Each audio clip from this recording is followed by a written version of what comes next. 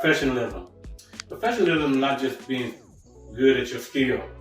It's also about having great character, good conduct, being accountable, and maintaining a professional attitude at all times.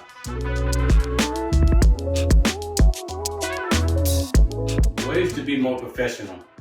Becoming more of an asset to the team, being punctual, being accountable, always being on time, and always treating everybody with the greatest amount of respect, and just being there for the team.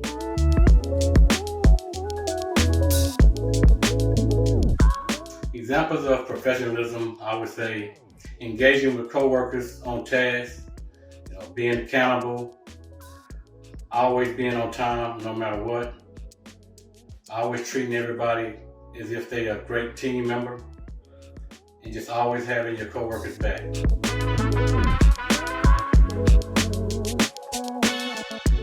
We are a team.